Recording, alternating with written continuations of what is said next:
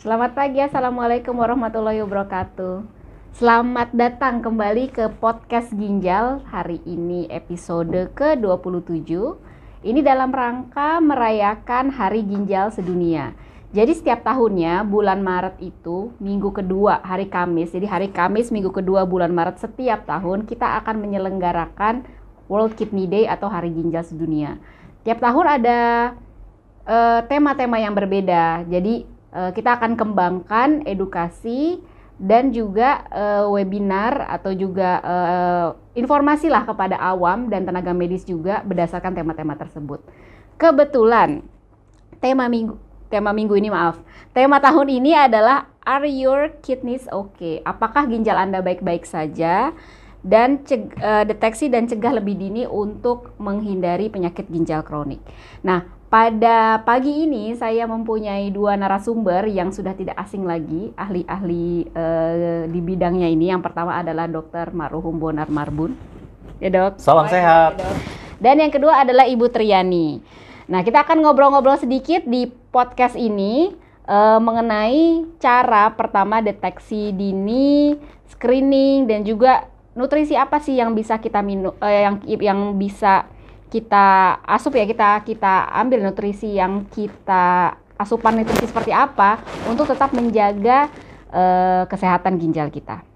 Oke, mungkin untuk pertanyaan pertama ya, Dok ya. Mungkin pertama saya ke Dr. Bonar dulu. Baik. Dr. Bonar, jadi kan tema pada tahun ini kan Are Your Kidneys Okay?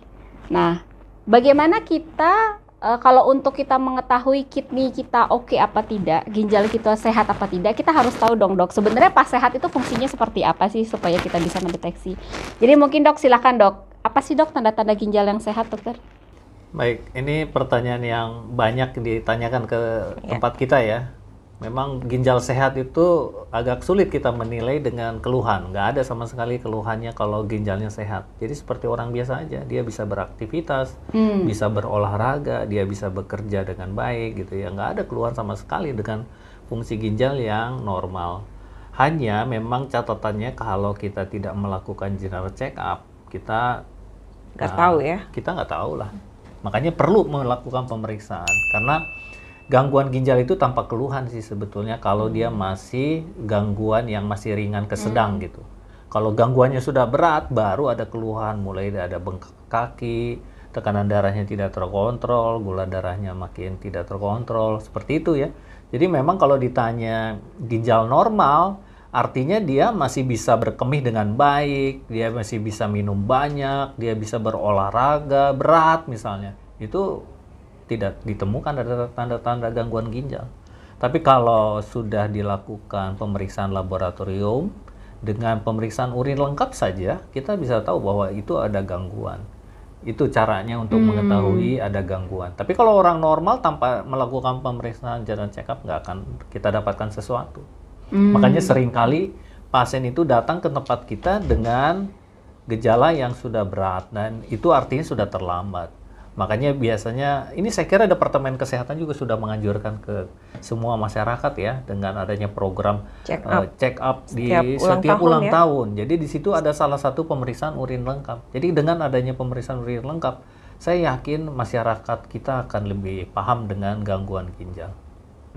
Oh baik, Dok. Jadi kalau misalnya ginjal yang sehat itu tuh dia masih mampu ya, Dok, menunjang kehidupan kita sehari-hari ya, Dok. Masih bisa berkemih dengan bagus ya, Dok ya. Nah, kalau misalnya jadi dokter katakan kan tadi pada tahap-tahap awal kali ya, Dok ya, itu tidak ada gejala sama sekali kalau ada gejala.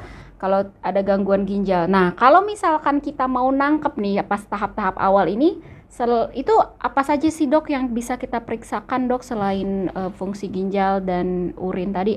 Dan hasilnya apa sih, Dok, yang perlu kita tahu, Dok? Seberapa besar sih nih kerusakan ginjal, atau ketika ditemukan ini ada tidak sih kerusakan ginjal gitu? Ya, mungkin kita menjawabnya berdasarkan penyebab gangguan ginjal di Indonesia ya.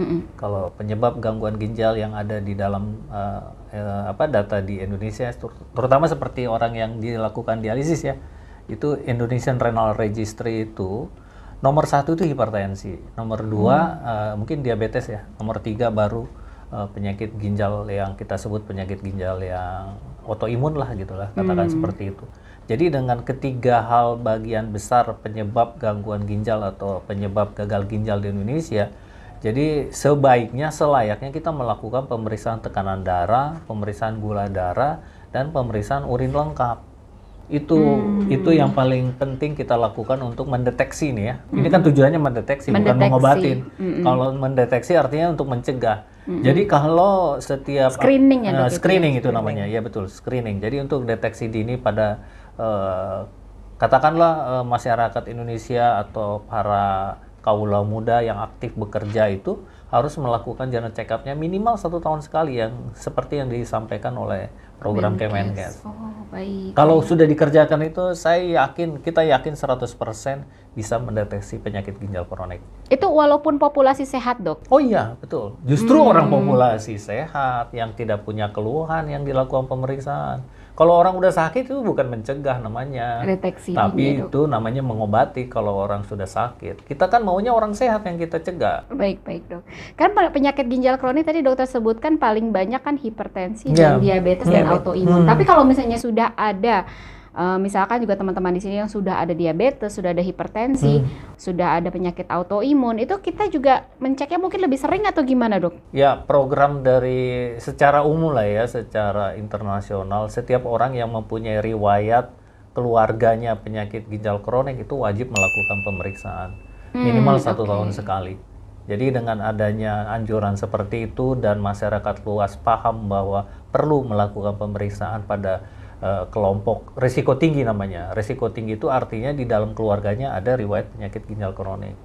Tapi kalau tidak ada, artinya dia harus bisa melakukan pemeriksaan tekanan darah, pemeriksaan gula darah dengan urin lengkap. Itu aja cukup sih sebetulnya untuk mendeteksi penyakit ginjal kronik. Oh baik, berarti rutin check up itu untuk yang normal ya, Dok ya. Kemudian yang tidak, yang untuk faktor yang meningkatkan, yang punya faktor risiko tinggi juga tadi perlu ya mungkin lebih sering. Nah, kalau misalkan pada yang populasi normal yang tidak ada faktor risiko, itu gimana sih Dok untuk cara kita menjaga ginjal, pola hidup seperti apa yang diperlukan untuk supaya ginjal itu tidak rusak gitu, Dok? Mencegah lebih baik daripada mengobati. Bener, gitu Bu, kan. Ya ini saya kira ini tugasnya Bu Tri. Karena pola hidup yang baik itu kan yang dianjurkan bagaimana kita menjadi orang sehat gitu ya, menjaga tetap sehat gitu, itu adalah salah satunya adalah menjaga diet kita, nutrisi kita, dan yang kedua baru olahraga. Nah, kalau untuk diet itu memang ada patokannya untuk orang yang belum gangguan ginjal. Itu ada keseimbangan namanya ya, keseimbangan nutrisi. Jadi ada yang disebut Putri lah. Oh ya, untuk supaya mencegah ya, mencegah. jangan sampai masuk ke penyakit-penyakit yang disebutkan tadi, akhirnya menjadi penyakit ginjal kronis. Tentunya yang pertama sebenarnya sih dari kita kecil, dari janin malah, itu sebenarnya status gizi kita harus bagus. Jangan kelebihan, jangan juga kurang. Jadi jangan sampai kalau dewasa itu jangan sampai terjadi obesitas gitu kan.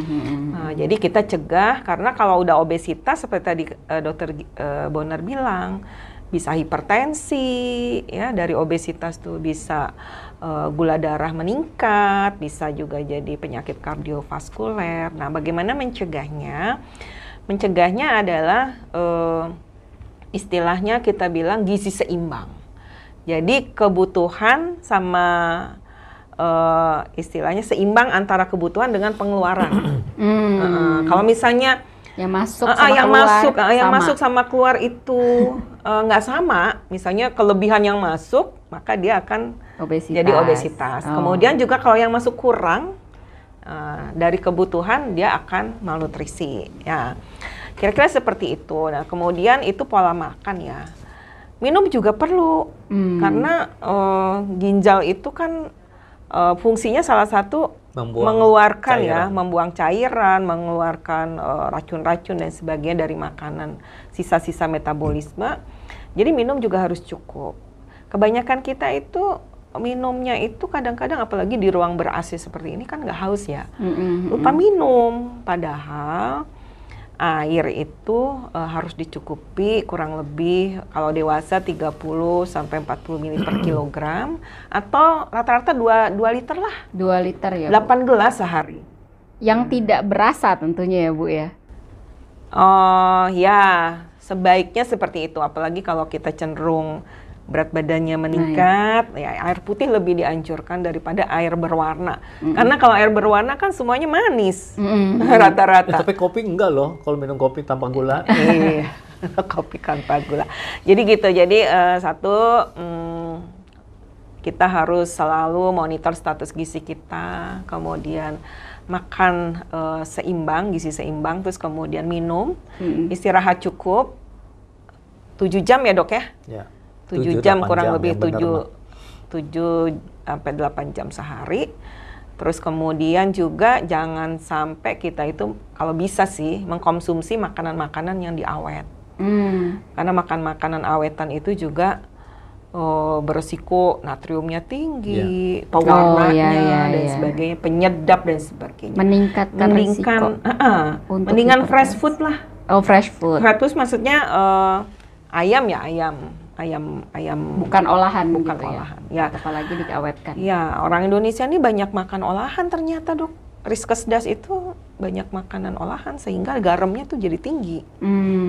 Netnya. Jadi meningkatkan risiko hipertensi juga ya Bu ya. Betul. Terus kemudian yang ini terkait dengan gizi seimbang, pesannya antara lain itu baca kemasan kalau kita mau jajan-jajan. Kalau ada tulisannya di kemasannya. Iya betul sih.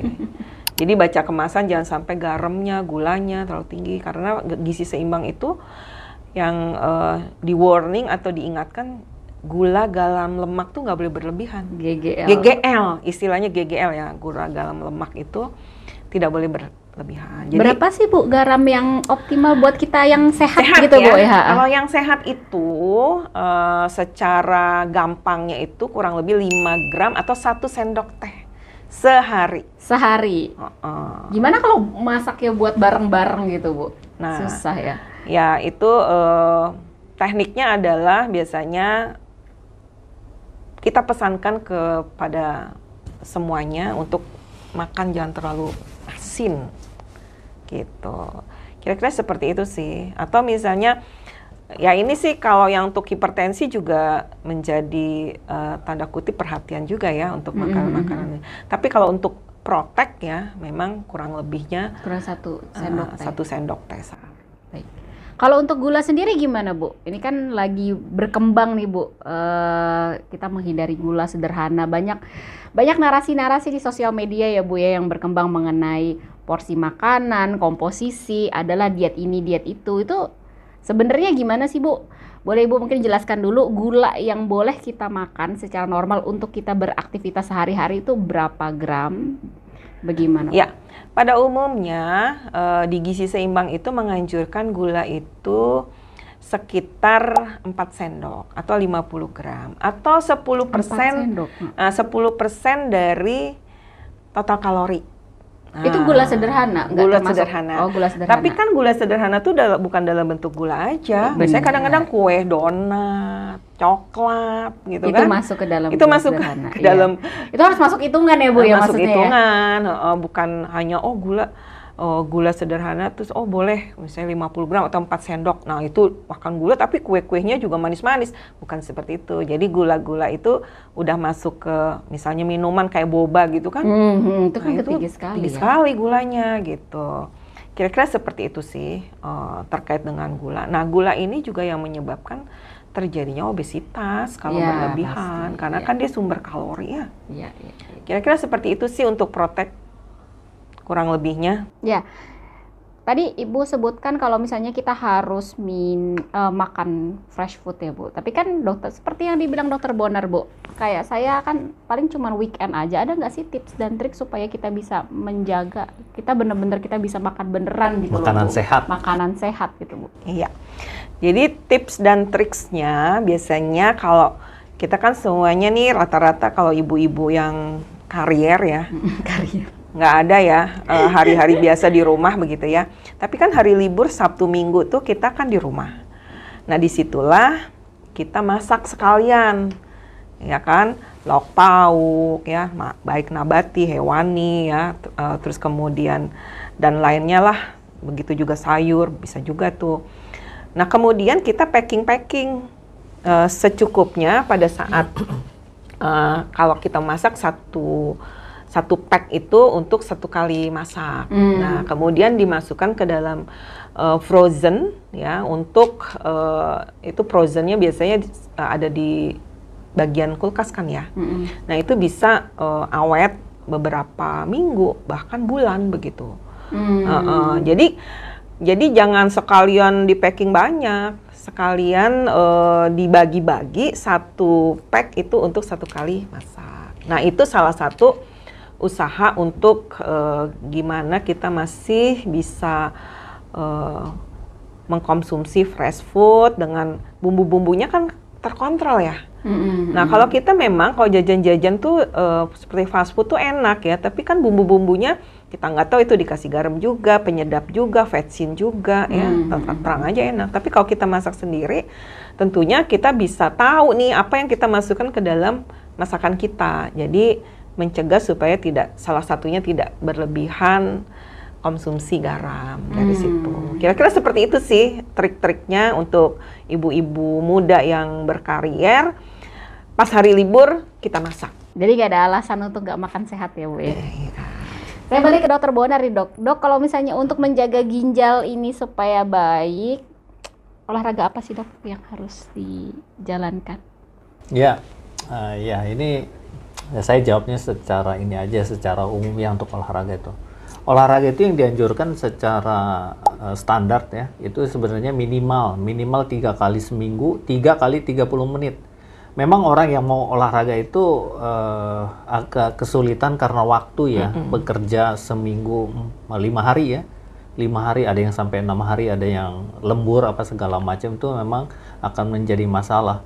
Namun kalau memang kita bisa menyisihkan waktu aja 10 menit gitu ya di awal gitu, karena yang pertama kali yang penting tuh niatnya dulu sih sebenarnya. Niatnya dulu ada nggak dia untuk berolahraga. Saya juga merasa bahwa saya juga olahraganya nggak terlambat, setelah umur sekian baru mulai olahraga. Tapi kalau sudah dimulai itu akan menjadi konsisten. Idealnya setiap hari kali ya Dok ya? Ya itu kalau ada waktunya sih bener. Banyak teman-teman kita yang olahraga yang udah usianya udah bertambah gitu ya, dia mulai menyadari perlunya kesehatan. Tapi saya kira seperti di Jakarta ini orang sudah mulai sadar dengan olahraga ya. Seperti hari Sabtu Minggu, Car Free Day itu penuh gitu ya. Meskipun setelah olahraga lari dia makan segala macam. Itu sih problem yang lain ya. Tapi sebenarnya untuk olahraga itu kita bisa mulai dengan niat kita. Mulai dari minimal 3 kali aja. 3 kali seminggu, mulai dari 10 menit, 20 menit, sampai 30 menit, ada yang bisa sampai 1 jam, itu lebih baik lagi. Jadi olahraga itu sebenarnya kita mulai, dan paling penting lagi mungkin tips adalah melakukan olahraga bersama-sama dengan teman-teman gitu. Kalau sendiri memang, berat banget itu. Kecuali kalau dia udah punya alat olahraga di rumah, tapi itu juga sama, kalau alat olahraga udah di rumah, tapi dia nggak ada niat ya sama aja. Jenis olahraganya apa aja Dok? Ya tergantung dia sukanya apa. Tapi yang paling dianjurkan ya olahraga itu yang paling gampang kan olahraga lari. Ya sebelum lari aerobik. Aerobik. Jadi sebelum dia masuk dalam program lari, dia mungkin jalan dulu, jalan biasa, terus jalan cepat, terus mulai dengan meningkat dengan lari. Kalau dia punya alat sepeda, dia bisa bersepeda, ya. Atau dia kalau bisa ada waktunya ke kolam renang, dia berenang. Ya segala macam yang dia sukai lah, itu yang paling gampang sih sebetulnya. Saya kira semua orang punya aktivitas olahraga yang menjadi hobi dia, dan itulah yang dikembangkan saya kira. Tapi aerobik ya Dok ya tadi. Aerobik, ya paling penting aerobik. Ada kan kalau beberapa tuh aerobik kalau misalnya pada yang obesitas itu kan beban ke lutut ya Dok. Ya memang ada syaratnya sih. Saya belum menambahkan. Jadi kalau olahraga itu memang prinsipnya tidak punya ada gangguan otot, gangguan tulang, terutama lutut. Itu harus kalau perlu dikonsultasikanlah ke teman kita bagian rehabilitasi medik. Kalau sudah itu barulah kita menyiapkan program olahraganya yang baik. Jadi memang disesuaikan dengan kebutuhan juga ya Dok? Kemampuan fisiknya lah. Ya. Baik. Nah dok, bagaimana kalau misalnya ada orang dengan penurunan fungsi ginjal, pola makan dan pola olahraganya itu sama nggak sih dok? Ya sebenarnya nggak terlalu banyak beda ya. Kan kalau udah gangguan ginjal itu yang paling penting dipertahankan yang seperti tadi disampaikan oleh Bu Tri adalah dietnya diatur. Kalau dietnya udah diatur, sudah dimodifikasi sesuai dengan kebutuhan fungsi ginjal atau ya minimal kaitannya dengan penyakit ginjal yang gangguan ginjal yang tadi saya sebutkan 3 penyakit itu. Kalau dia misalnya ada darah tinggi kan dia tekanan darahnya harus terkontrol dulu dengan diet kurangin garam gitu. Diabetes berarti kalorinya dikurangi. Ya seperti itulah yang paling gampang. Jadi tahu dulu dia, atau kalau memang dia keluarganya tidak ada riwayat penyakit ginjal kronik, ya mungkin hidup sehat itu adalah dengan mengurangi yang tadi, rendah garam, rendah gula, rendah lemak. Itu prinsipnya. Kalau Ibu ada, kebetulan ini adalah topik podcast episode berikutnya, tapi Ibu ada teaser nggak Bu kira-kira pola makan seperti apa kalau misalnya memang gangguan fungsi ginjal udah terdeteksi gitu Bu? Iya, kalau gangguan fungsi ginjal sudah terdeteksi dan dokter sudah menyatakan ini penyakit ginjal kronis gitu ya. Nah, kalau yang sebelum dialisis itu kita anjurkan memang modifikasi protein, jadi mengurangi protein dari kebutuhan orang normal ya. Jadi anjurannya kita biasanya menyebutkan diet rendah protein. Diet rendah protein. Low protein diet gitu ya. Nah, kemudian kalau misalnya dia itu dengan penyakit dasarnya diabetes, ya tetap kita perhitungkan tuh. Jadi diabetes kemudian ditambah rendah protein. Kalau dia dengan hipertensi juga, seperti tadi dokter Bonar bilang ya, garamnya juga dikurangi gitu. Jadi memang kalau sudah masuk ke penyakit ginjal kronis, makanannya atau dietnya itu berbeda dengan yang orang sehat gitu. Kira-kira seperti itu, Dr. Ingrid. Mungkin bagi teman-teman yang melihat ini nanti harus melihat juga ya episode berikutnya, karena khusus ini akan membahas mengenai pengaturan makan dan minum pada pasien penyakit ginjal kronik.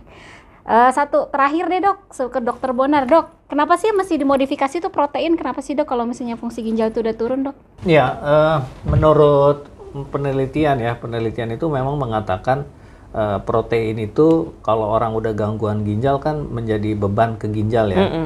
Jadi kadang-kadang dia sudah mulai kurang kebutuhannya untuk di metabolisme. Jadi harus dimodifikasi. Kalau udah gangguan ginjal proteinnya dikurangi. Tapi protein itu kan ada 2 ya. Ada nabati, ada hewani. Nah, yang kalau misalnya dia belum dialisis ya, belum, katakanlah maaf nih, saya nggak ngomongin cuci darah nih. Tapi kalau orang yang ada gangguan ginjal, proteinnya betul-betul yang hewani maupun nabati itu memang betul-betul seimbang gitu. Seimbang, harus. Itu prinsip. Jadi kan kadang-kadang ada pasien kita datang ke tempat kita udah ada gangguan ginjal yang dia biasanya makan tahu tempe dilarang gitu.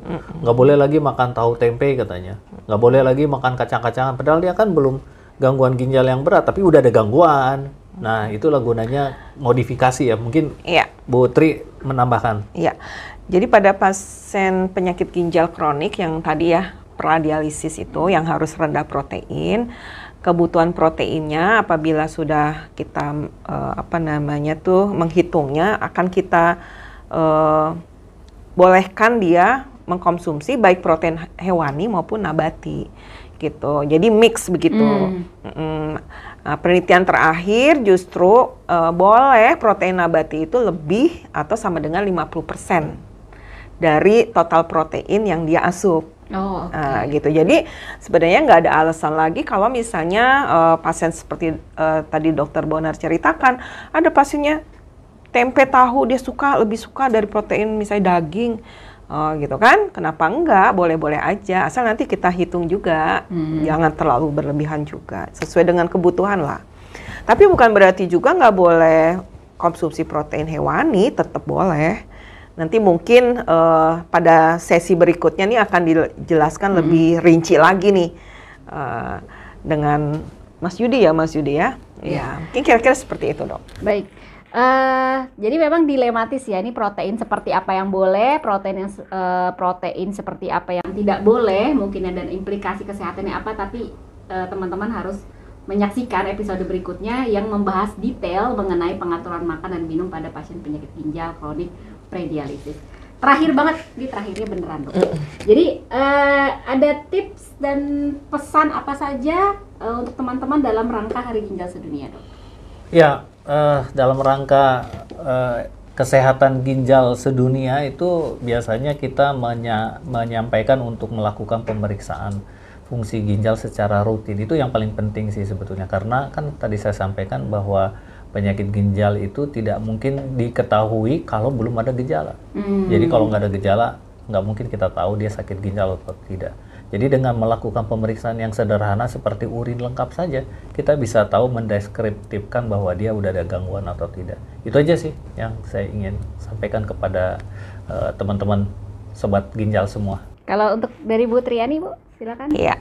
Kalau dari saya, seperti tadi dikatakan, gizi seimbang. Jaga berat badan, jangan sampai terjadi obesitas. Kira-kira seperti itu sih. Terima kasih diskusinya hari ini Dr. Bonar dan Bu Triani sangat bermanfaat.